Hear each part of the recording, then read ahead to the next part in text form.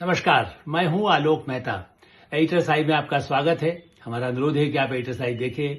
Like करें, subscribe करें, मित्रों को, ग्रुप्स को भी फॉरवर्ड कर उनसे भी आग्रह करें कि वे भी सब्सक्राइब करें नियमित रूप से। चूंकि हम कोई चार्ज नहीं करते, कोई पैसा नहीं लेते, लेकिन एक तटस्थ भाव से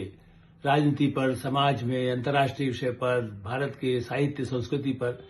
निरंतर चर्चा करते हैं और चाहते हैं कि अधिकाधिक लोग उसको सब्सक्राइब करें, दर्शकों तक पहुंचे हमारी बात और उनकी राय, आपकी राय कमेंट्स के रूप में हमको मिल सके। आज का दिन एक ऐतिहासिक, भारतीय राजनीति का भी एक ऐतिहासिक अध्याय है। आप ये कहें कि भूचाल आया महाराष्ट्र में, मुंबई में भूचाल, महाराष्ट्र में ठाकरे शरद पवार युग का अंत, 30 साल। और यदि वैसे देखें शरद पवार के लिए तो कहें तो उनका तो पूरा जीवन एक 50-60 साल की जो उनकी पूरी राजनीति है वो ध्वस्त हो गई, किले ध्वस्त हो गए। इसीलिए मैंने कुछ बुलेट्स में, आजकल जो जमाना है, मैंने सोचा कि आप टीवी पर देख रहे हैं, हो सकता है बाद में देखें, कुछ खबरें भी देखेंगे, कुछ अखबार में आ जाएगा, शाम के अखबार में, सुबह के अखबार में। मैं इसलिए आपको जो मेरे दिमाग में जो बड़े पॉइंट्स हैं, मुंबई महानगर पालिका पर जिस तरह से भारतीय जनता पार्टी और एकनाथ शिंदे वाली असली जो शिवसेना बनी, जिनके बल पर ही शिवसेना जीतती थी, ऐसे एकनाथ शिंदे, उनके वर्कर्स, उनका जो भारी बहुमत, प्रचंड बहुमत आ गया। और उद्धव ठाकरे, ठीक है, मुंबई में थोड़ा उनका रहा है, बाल ठाकरे की जो गुडविल रही है, लोग पिता के नाम पर ही वोट देते हैं, लेकिन उद्धव ठाकरे और राज ठाकरे जो उत्तराधिकारी माने जाते थे कि भाई वही, चूंकि बाल ठाकरे उनको पसंद करते थे, उन्होंने मुंबई में बड़ा ही तबाही, मराठी मुद्दा, मराठी मानुस और मराठी अपनी स्वायत्त और उत्तर भारतीयों के विरुद्ध राज ठाकरे, उन दोनों भाइयों के वर्षों के बाद, मिलन के बाद भी, संघर्ष के बाद भी भारी पराजय, ये ठाकरे परिवार की पराजय हो गई। आज शिवसेना तो वर्कर्स के बल पर चली है ना, कोई भी पार्टी वर्कर्स के बल पर चली है। भारतीय जनता पार्टी भी यही कहेगी कि वर्कर्स के बल चली। इसलिए मैंने इसीलिए नाम दिया मुंबई फतह। 30 साल बाद ठाकरे पवार के किले ध्वस्त। महाराष्ट्र में इतिहास में बीजेपी की सबसे बड़ी शहरी जीत। मैं इसलिए आपको एक एक पॉइंट सुना रहा हूं, क्योंकि मैंने इसे नोट किया कि बेहतर है कि उससे बेहतर है कि आपको मैं इधर उधर भटकाऊं। और मुंबई और महाराष्ट्र में एक तरह से, चूंकि एकनाथ शिंदे और भारतीय जनता पार्टी की भगवा लहर है, कांग्रेस पार्टी थोड़ा बहुत अपनी इज्जत बचा सकी है महाराष्ट्र के इलाकों में, लेकिन मुंबई में तो साफ राहुल गांधी जितना ही कुछ भी बयान देते रहे, कितना ही उनकी कोशिश रही कि किसी तरह से और अपना बल पर बना रहे, महाराष्ट्र, जो मुंबई, जो सबसे संपन्न शहर है भारत का, जहां की सबसे संपन्न महानगर पालिका है, सारे नगर निगम और सारे मंत्रालयों के बजट के बराबर, जैसे आप कह सकते हैं, जो विभिन्न विभागों के होते हैं महाराष्ट्र के, उस तरह से महाराष्ट्र में मुंबई महानगर पालिका का एक अपना बजट ही इतना है कि जिसके लिए लड़ाई थी।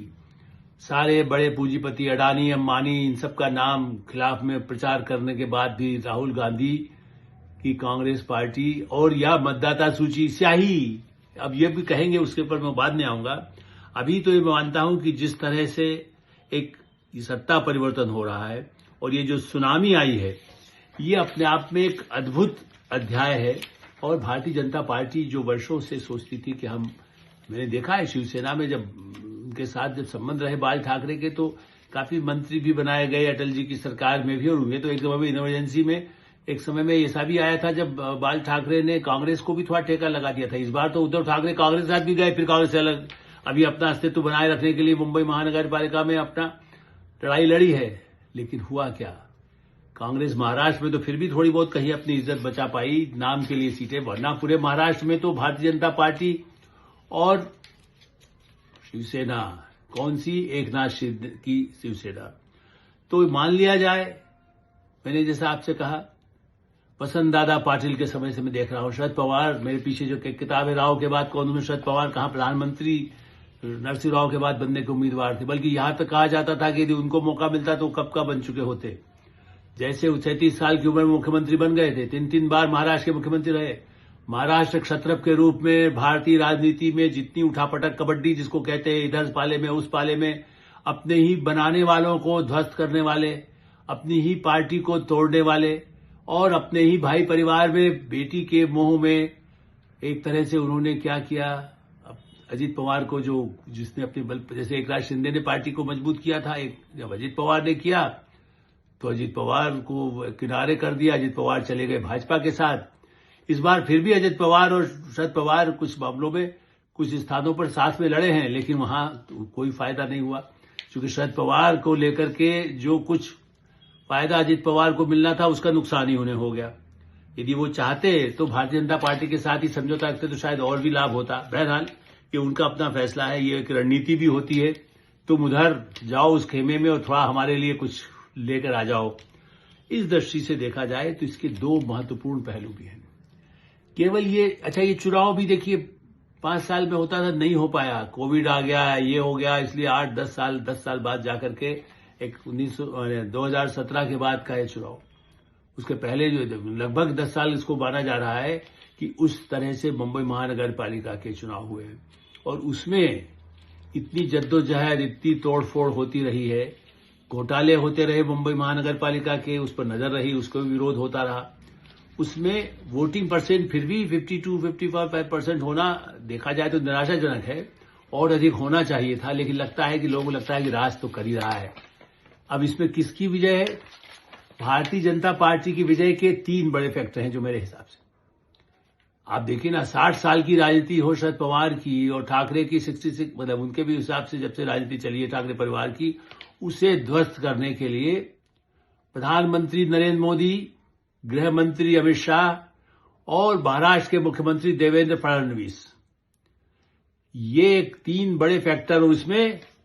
हिंदुत्व का फैक्टर ठीक है, ये कहा जाए कि मुंबई महानगर पालिका का मेयर हिंदू होगा लेकिन मराठी होगा, क्योंकि ठाकरे ने सबसे बड़ा मुद्दा ये बनाया कि मराठी, ये तो मराठी नहीं मराठा। फडणवीस मराठी और मराठा के भविष्य को बनाने वाले मुख्यमंत्री के रूप में जिस तरह तेजी से उभरे हैं, उन्होंने शरद पवार के उस काले अध्यायों को भी पीछे कर दिया है।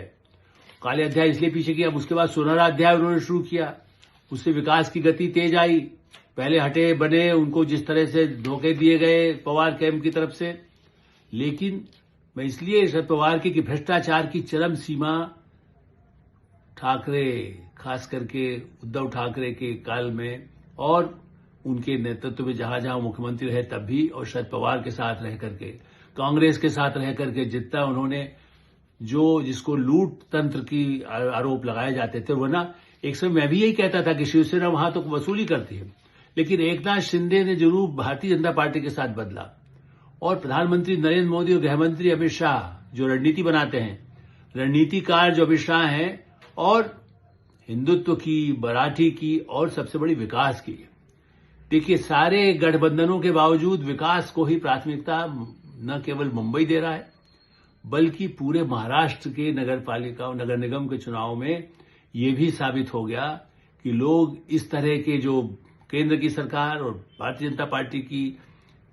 प्रदेश में सरकार, उसमें गठबंधन में सब सहयोगी यहां भी हैं, वहां भी गठबंधन में सहयोगी होंगे, लेकिन प्रभुत्व और रणनीतिकार जो रहे हैं, जो विकास की धारा, चाहे मेट्रो आना हो, किसानों को देना हो। देखिए, किसानों जिन अलग अलग शहरों में, और शहरी लोग कहते थे साहब ये तो ग्रामीण इलाकों में भी पहले भी शरद पवार का पिछले चुनाव का अनुभव आया, उनका धीरे धीरे किले वहां खत्म हो गए, उनकी जमीन खिसक गई। और दूसरी तरफ भारतीय जनता पार्टी ने, जो पहले तो कभी शहरी कहलाती थी लेकिन महाराष्ट्र के शहरों में उतना उसका प्रभाव नहीं था, उसने ग्रामीण और शहरी क्षेत्रों में भी, खास करके नगर निगम चुनाव में, पूना जैसी हो, नासिक हो, ऐसे कई, नागपुर हो, इन सब में जो अपना प्रभाव बढ़ाया है, ये इस बात को साबित करता है कि लोगों की जो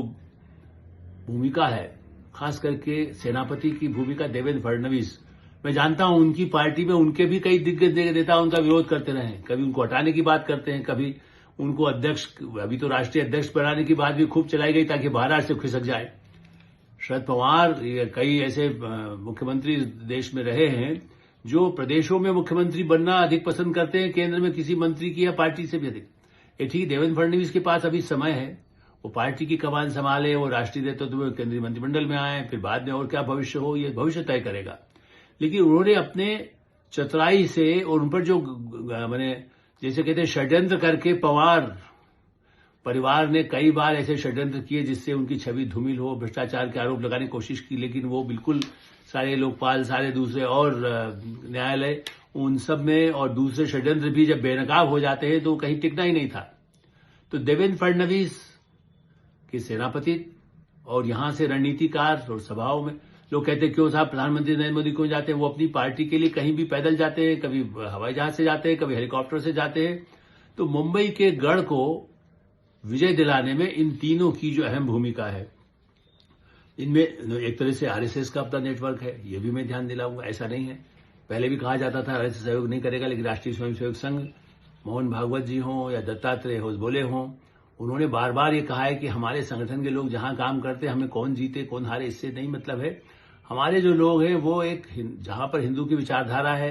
या जहां भारतीय राष्ट्रवाद है, ऐसे सब मुद्दों को लेकर के हमारे सब कार्यकर्ता सक्रिय रहते हैं। उसमें ये हटाओ बनाओ, ये उम्र की सीमा, वो सब गलत साबित हो चुके हैं हाल के वर्षों में। और इस बार फिर से शताब्दी वर्ष है भारतीय जनता पार्टी, मैंने उस हिसाब से संघ का, उस दृष्टि से भारतीय जनता पार्टी की जो विजय राष्ट्रीय स्वयंसेवक संघ के लिए महाराष्ट्र, जहां नागपुर हमेशा कहा जाता था कि भाई महाराष्ट्र में तो कहां उतनी सफलता मिलती है, कांग्रेस की वहां पर छात्र रहा है। ये सही है कि कांग्रेस में एक से एक दिग्गज मुख्यमंत्री हुए, लेकिन राष्ट्रपति तक हुए, लेकिन हाँ प्रधानमंत्री नहीं हो सके, क्योंकि शरद पवार ने अपने से वरिष्ठ लोगों को भी धोखा दिया, अपने साथियों को भी धोखा दिया, प्रधानमंत्री नरेंद्र मोदी को भी धोखा दिया, कांग्रेस को सोनिया गांधी की पार्टी उन्होंने तोड़ी थी, फिर बाद में फिर जब शरण लेना हुई थी फिर उनके साथ हो गए पार्टी तोड़ने के बाद भी एनसीपी के नाम से। तो ये देखा जाए तो सारे मुंबई, पुणे, नागपुर, इन सब में विकास और स्थिरता, फिर गरीब लोगों के लिए आवास, बड़ा नारा लगाया गया था कि मुंबई में लोगों की झुग्गी झोपड़ियां तोड़ी जा रही है, लेकिन गरीब लोगों के लिए आवास की जो योजनाएं विभिन्न उसमें हुआ है, मुंबई मेट्रो, कोस्टल रोड, समृद्धि महामार्ग, स्मार्ट सिटी, और ये जो जीत है ये इसीलिए संयुक्त रणनीति की जीत है, मैं इसे मानता हूं। इसलिए आप विश्लेषण करते रहिए किस सीट में कितनी मिली, किस वार्ड में हारे जीते, ये तो पार्टी अपना करेंगी।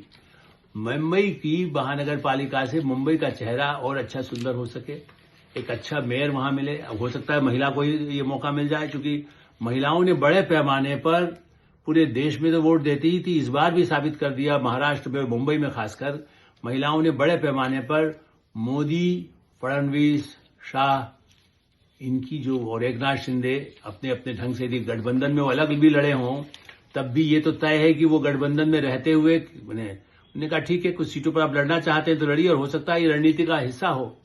यदि वो जीतेंगे भी तो आ जाएंगे। मैं तो ये मानता था कि हो सकता है कि उद्धव ठाकरे सरेंडर करके कल ये भी कह देंगे एकनाथ शिंदे के साथ हम आ जाते हैं, लेकिन मुझे नहीं लगता कि वो आएंगे, क्योंकि जिस तरह से उनका टोन रहा है और जिस तरह से उनकी राजनीति रही है, अब उनके युग का अंत हो गया है, ये उन्हें स्वीकार करना होगा। तो भूचाल आने से जो किले ध्वस्त हुए और जो ऐतिहासिक विजय हुई, ये भारतीय राजनीति के लिए, समाज के लिए, महाराष्ट्र के लिए, मुंबई के लिए, तो खास करके जो दुनिया है जिसकी निगाह भारत की तरफ लगी है, प्रगति का रथ और तेजी से आगे बढ़ता जाए, यही उम्मीद की जाती है। एडिटर्स आई में हम यही विराम देते हैं। आप एडिटर्स आई देखते रहें, लाइक करें, सब्सक्राइब करें, मित्रों को, ग्रुप्स को फॉरवर्ड करें, और आपकी कोई राय हो तो अवश्य अवगत कराएं। धन्यवाद, नमस्कार।